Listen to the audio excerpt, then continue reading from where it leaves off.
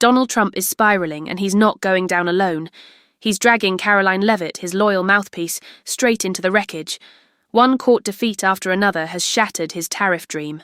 His so-called budget is being torched by his own Republican allies in the Senate, his approval ratings in freefall. And just when you think this political dumpster fire couldn't burn any hotter, boom, Karoline Leavitt gets slapped with a devastating personal lawsuit for what she did. Behind the White House podium, this isn't just political collapse, it's a full-blown implosion. And Karoline, she's not spinning her way out of this one. We're breaking it all down. But before we get into the legal disaster crashing down around her, if you believe in exposing corruption and holding power to account, hit that like button, subscribe, and join this movement. Your support fuels the fight. Now, before we unpack the legal hellstorm Leavitt just triggered, let's start with the political train wreck she's scrambling to defend. Jessica Tarloff laid it bare. Here's what you need to hear. Every stunt they cooked up to claw back political relevance has detonated right in their faces. Trump's team thought cruelty and chaos would be good optics, but it's unraveling fast. The latest eruption, a full-blown shouting match inside the White House after Trump failed, again to meet his twisted deportation targets, and in a disgusting escalation.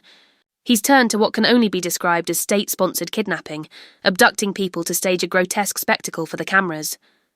This isn't policy. This is a dystopian peer campaign built on fear, rage, and raw desperation.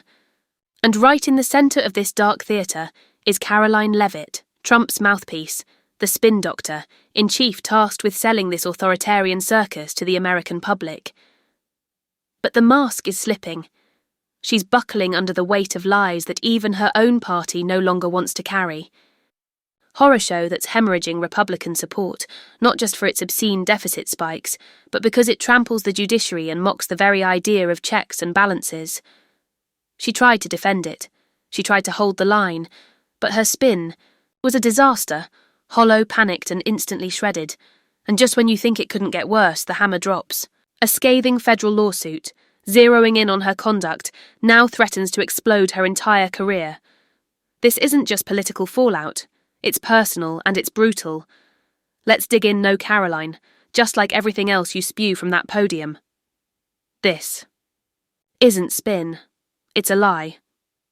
This bill doesn't save a dime. It detonates the deficit. It's a fiscal grenade tossed into the heart of the economy.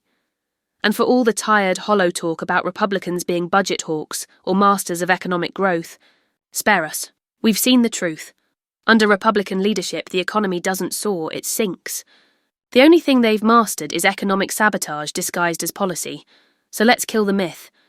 Even Republicans in the Senate aren't pretending anymore. Senator Ron Johnson called this budget a time bomb for future generation.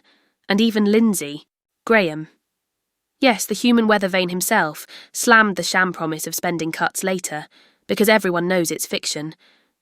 It's why they voted on it in the dead of night. One, like coward, sneaking through the back door.